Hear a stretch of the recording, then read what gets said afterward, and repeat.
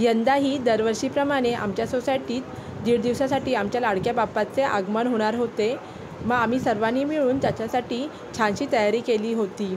हा आमच्या सोसायटीचा कम्युनिटी हॉल आहे. इथेच आम्ही सर्व उत्सव साजरे करतो. मग मंडपवाल्याला बोलवून हॉलमध्ये छानसा मंडप तयार केला आणि दुसऱ्या दिवशी आम्ही सर्व मैत्रिणी सकाळी जमलो आणि आमचा लाडका बाप्पा येण्याआधी आम्ही त्याच्यासाठी रांगोळी तयार केली आणि सर्व पूजेचे साहित्य एकत्र केले.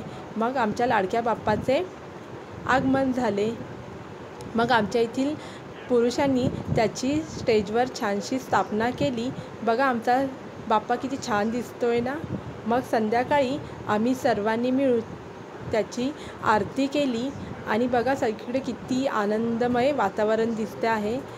आणि मग लगेचच आम्ही लहान मुलांचे संगीत खुर्चीचे गेम सुरू केले.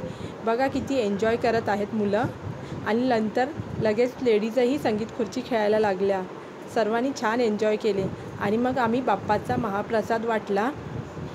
आमच्या सोसायटीतील सर्व लोक एकत्र जमून महाप्रसादाचा आनंद घेतला. आणि मग दुसऱ्या दिवशी आम्ही मुलांसाठी खेळ घेतले. मुलांनी फार एन्जॉय केले दिसतच आहे. आणि मग 1.5 दिवसांनी म्हणजेच दुपारी 4 वाजता आम्ही आमच्या लाडक्या बाप्पाचे विसर्जन केले. अशा प्रकारे आम्ही ह्यावर्षी आमचा